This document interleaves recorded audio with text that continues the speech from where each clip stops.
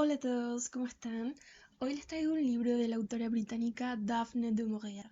Esta autora escribió un libro en 1938 que se llama Rebecca y lo encontré como una recomendación de entre los mejores libros del siglo XX. Lo fascinante de este libro es que te mantiene enganchada de principio a fin y además que involucra una serie de elementos literarios. Por ejemplo, se enfoca en romance pero con tintes de misterio, con tintes de tortura psicológica, de un thriller, suspenso, tiene de todo un poco. Y quizás desde un punto de vista también de horror. Entonces te mantiene todo el tiempo enganchada. Además tiene varios como cambios en la trama y al final uno nunca sabe dónde está parada, ni qué es lo que va a pasar, ni cómo se van a desembocar los hechos. Entonces siempre te mantiene ahí pendiente, tratando de leer más. De hecho, cada vez que yo lo leía y como que tenía que dejar de leer porque tenía que hacer algo más, era como una tortura porque quería seguir leyendo y saber lo que iba a pasar. Un libro delicioso de principio a fin. Y bueno, si quieren saber la historia, se las paso a narrar a continuación. La historia comienza en Francia a principios del siglo XX, donde una niña de 21 años, absolutamente tímida, de familia pobre, conoce a un millonario británico y se enamoran, ¿ya? Hasta que llega el momento en que ella debe partir con su jefa, porque ella está ahí en Francia como dama de compañía. Recuerden que es una niña muy joven, muy tímida, sin experiencia, que no sabe hablar, que no sabe cómo representarse en público, es muy tímida, que le gusta estar en segundo plano. Aún así conoce a este millonario, se enganchan, por lo tanto cuando su jefa le dice que se tienen que ir, ella va corriendo a decirle a Max que se va. Y en ese momento él la mira y le dice que no, que ella debe casarse con él y quedarse con él. Entonces, wow, hasta aquí parece como la típica teleserie donde el millonario rescata a esta pobre niña sin destino para rescatarla de un futuro cruel. Ella obviamente acepta y cuando va a despedirse de su jefa, esta la recibe muy secamente y le dice directamente que está cometiendo un error. Le dice que apenas conoce a Max, que no lo conoce en realidad, y le recalca que son de orígenes distintos, que él es un aristócrata mientras que ella es una simple dama de compañía, que no sabe hilar dos frases, que no tiene clase y que mucho menos sabe moverse en sociedad.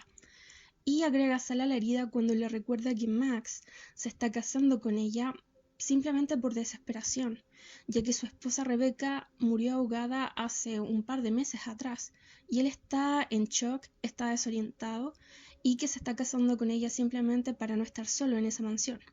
Pero que Max apenas se recupera del shock y vea lo que se metió al casarse con esta niña, que es 20 años más joven que él, la va a rechazar de plano. Así que su matrimonio está condenado al fracaso. Bueno, ella, la voy a llamar ella porque en el libro nunca le dan un nombre a esta niña.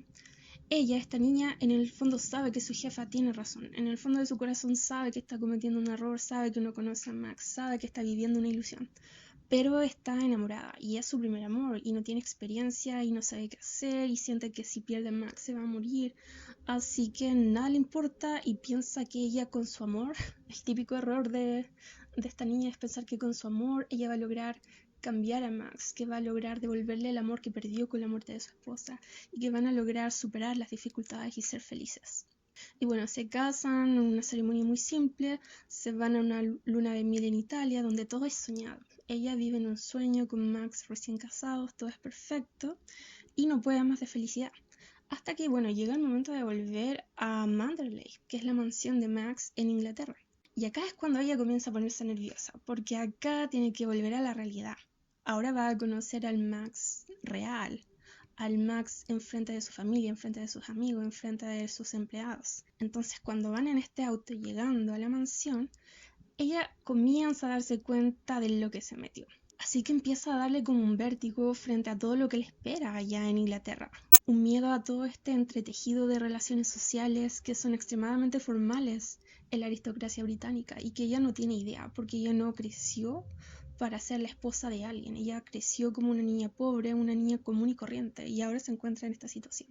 Pero bueno, Max la deja ser, no le pone presión, pero sin embargo cuando van llegando a Manderley, la mansión, y ella se da cuenta que toda la servidumbre está reunida afuera de la mansión para recibirla como la nueva señora de la casa, la señora de Winter, la mujer que viene a ocupar el puesto de Rebecca. Y esta niña apenas se baja del auto comienza a sentir la presión, sobre todo por parte del ama de llaves, la señora Danvers, quien era prácticamente la madre de Rebecca, ya que la crió desde pequeña y además era su confidente. Entonces la señora Danvers aún está de duelo por la muerte de Rebecca, aún así tiene que poner su mejor cara y recibir a esta niña que viene a usurpar, a su parecer, el lugar de Rebecca, de su niña, de la niña a la que conoció desde que era un bebé.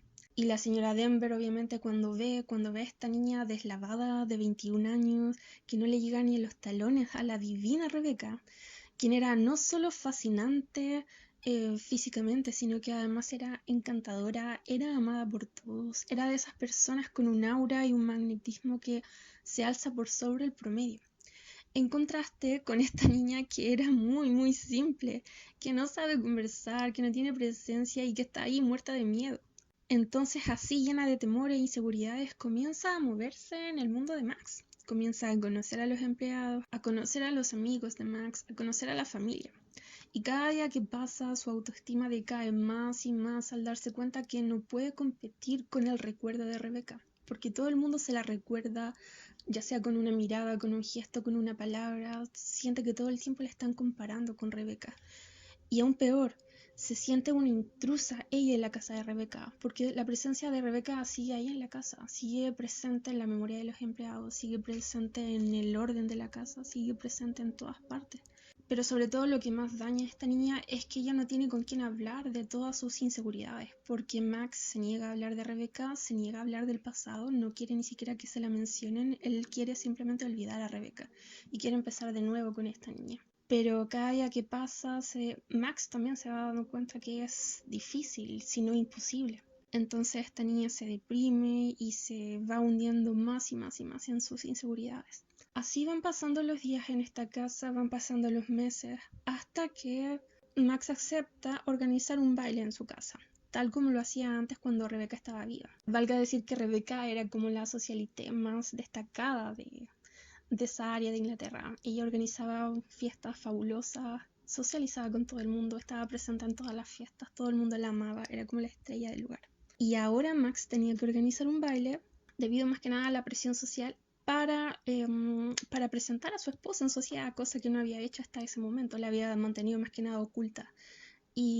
Pero bueno, tenía que dar este baile para volver a su rutina diaria, para volver a encontrarle el gusto a la vida.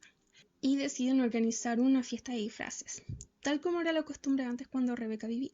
Sin embargo, esta niña, al no saber organizar una fiesta, no se involucra en nada porque no sabe organizar un baile, así que le deja todo en manos de la señora Danvers, quien organiza todo espléndidamente y que al verla que esta niña no se decide por ningún disfraz, le sugiere sutilmente imitar un cuadro que hay en la galería de la casa. Bueno, esta niña, al no saber qué hacer porque ni siquiera se le ocurrió un disfraz que ponerse, acepta y se manda a hacer un vestido tal cual al cuadro que está en la galería de la casa. Y el día de baile aparece con exactamente el mismo disfraz que Rebecca usó en su última fiesta de disfraces antes de morir ahogada.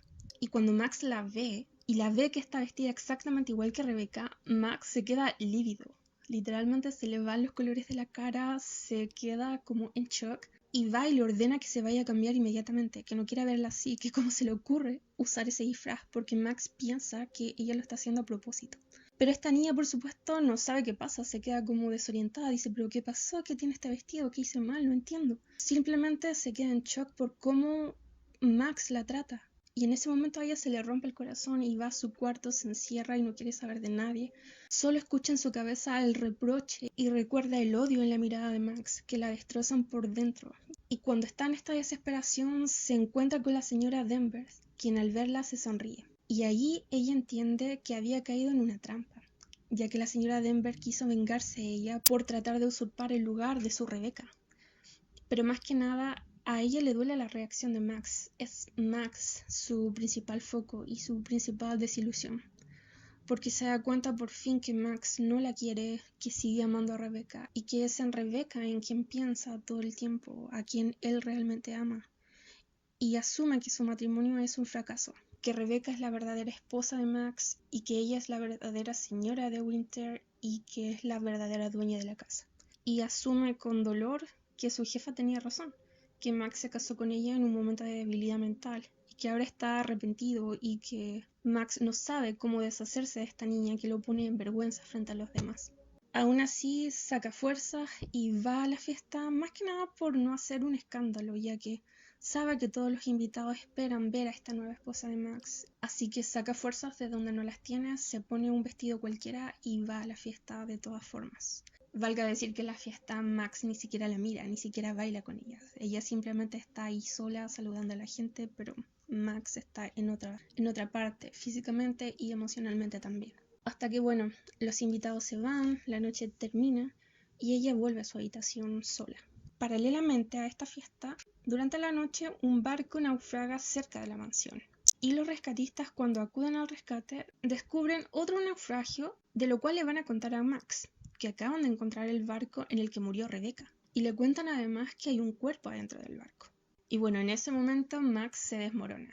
Y ella, al verlo así, se preocupa por él. Y aunque tiene temor de ser rechazada, se acerca a Max y lo trata de consolar. Pero Max sigue en shock. Está paralizado, está temblando, está muerto de miedo. Aún así, él se abre con ella en relación a Rebecca y le comienza a contar sobre el pasado, sobre cómo fue su vida con ella, sobre cómo era Rebecca. Y le cuenta la verdad. Le dice que Rebecca no murió ahogada. Le dice que fue él quien la mató. Y luego de contarle esto, Max la mira de frente y le pregunta si aún lo sigue amando. Y ella obviamente le dice que sí, que aún lo ama, que lo ama con locura, que lo ama más que a nada en el mundo. Entonces él saca fuerzas y les continúa hablando. Y le dice que odiaba a Rebecca, que su matrimonio era una farsa, que Rebecca era una mentirosa, una mujer falsa, una mujer adúltera. Y le dice que la noche en que la mató fue porque ella le confesó que estaba embarazada de otro hombre. Y más aún se burló de él diciéndole que ese hijo era quien iba a heredar el apellido de Winter y que era él quien iba a heredar toda la fortuna. Y en ese momento fue cuando Max perdió la cabeza, agarró el revólver y le disparó. Y luego de eso fue cuando Max agarró el cuerpo y lo puso en el barco para posteriormente hundirlo. Y entonces cuando esta niña escucha todo el relato de Max, escucha todo lo que fue su vida en común con Rebecca, no puede creerlo. Pero no le impacta tanto el que él haya matado a Rebecca. De hecho, ese dato para ella es totalmente secundario. Eso no le importa en lo absoluto. Lo que no puede creer es que todo este tiempo estuvo equivocado. Y se muere de felicidad al saber que Max nunca amó a Rebecca. Y esas son las palabras que quedan en su cabeza. Y una ola de felicidad la inunda al darse cuenta que su matrimonio sigue en pie, que él sí la quiere, que él sí la ama, que él sí piensa en ella y que Rebecca no se interponía entre ellos dos. Y es ahí cuando ellos se besan y Max finalmente puede decirle que la ama. Y eso ya es la gota de felicidad máxima para esta niña, que no puede creer que este príncipe azul que conoció en Francia le esté diciendo que la ama. Y comienza a proyectarse con él, a pensar que ahora sí podrán ser felices, que podrán tener hijos, que les espera una vida maravillosa por delante. Ignorando, por tanto, lo que Max teme, y es que la policía va a descubrir el cuerpo, y que cuando descubran el cuerpo van a abrir una investigación, y lo cual va a llevar posiblemente a culparlo a él por asesinato, lo que estaba condenado con pena de muerte. Así que en el fondo ambos saben que les queda poco tiempo de felicidad, que mañana probablemente toda esta felicidad se agote cuando comienza la investigación. Sin embargo, hay un vuelco en el destino y la suerte juega a su favor, ya que la investigación se cierra con el dictamen de suicidio. Lo que no saben es que el amante de Rebecca estaba presente en el juicio, y este hombre va a la casa de Max y lo chantajea. Le dice que él sabe que Rebecca no se suicidó, que él la conocía bien y sabe que ella nunca hubiera acabado con su vida. Y le dice además que tiene cómo probar que él y Rebecca mantenían una relación, lo cual abriría nuevamente la investigación. Aún así, Max no se intimida y llama al detective a la casa para aclarar la situación. Acá hay que admitir que Max fue muy valiente y aquí está jugando con fuego, porque él sabe muy bien que las cosas podrían cambiar de un segundo a otro. Así que cuando el detective llega a la casa y se da cuenta de que hay suficientes pruebas incriminatorias en contra de Max, comienza a sospechar de Max, porque todo apunta a que Max sí tenía un móvil para matar a Rebecca. Pero aún así hay una prueba decisiva, y el detective prefiere no presentar cargos contra Max hasta averiguar esta prueba final. Y es que Rebecca, antes de morir, anotó en su agenda una cita con un ginecólogo. Así que el detective ordena, por supuesto, ir a ver al médico para averiguar de qué se trataba esta cita. Y bueno, ni el amante de Rebecca ni el detective saben que Rebecca estaba embarazada, pero Max y esta niña sí lo saben. Y saben también que se acerca el final, porque apenas lleguen a ver al médico, éste les va a decir obviamente que Rebecca lo fue a ver por el embarazo, lo cual confirmaría el móvil que tuvo Max para matar a Rebecca. Sin embargo, otro vuelco en el destino, al llegar a ver al médico, este les dice que Rebecca tenía un cáncer terminal y que esa fue la razón de la visita, lo cual obviamente liberaba a Max de cualquier sospecha y confirmaría la teoría del suicidio. Y en ese momento a Max se le levanta el velo y logra conectar la tranquilidad que tenía Rebecca cuando él le disparó y la sonrisa final que ella tenía antes de morir con el hecho de que Rebecca sabía que provocando a Max, que contándole esto del embarazo, él tendría el valor suficiente para apretar el gatillo, lo cual le salvaría a Rebecca de morir en la agonía de un cáncer terminal. Y así entonces, con todo el misterio de Rebecca aclarado, con el caso cerrado también, Max y ella vuelven a la mansión. Él va manejando pensativo y ella por su parte va exultante, no puede más de felicidad. Por fin tiene a Max completamente para ella, por fin se deshizo del fantasma de Rebecca y se ilusiona con que por fin podrán finalmente vivir una vida felices juntos. Y así el libro termina cuando se van acercando a la mansión. Sin embargo, ven resplandores en el horizonte del amanecer, lo cual indicaría que la mansión está ardiendo en llamas. Bueno, este es un libro genial por donde se le mire. Y lo que le agrega más valor es que tiene un montón de vuelcos, sobre todo al momento de llegar al final. Como que van pasando muchas cosas que van cambiando la trama minuto a minuto, hoja tras hoja. Es realmente muy buen libro. Pero por sobre todo es un libro cautivante por la imperfección de los personajes.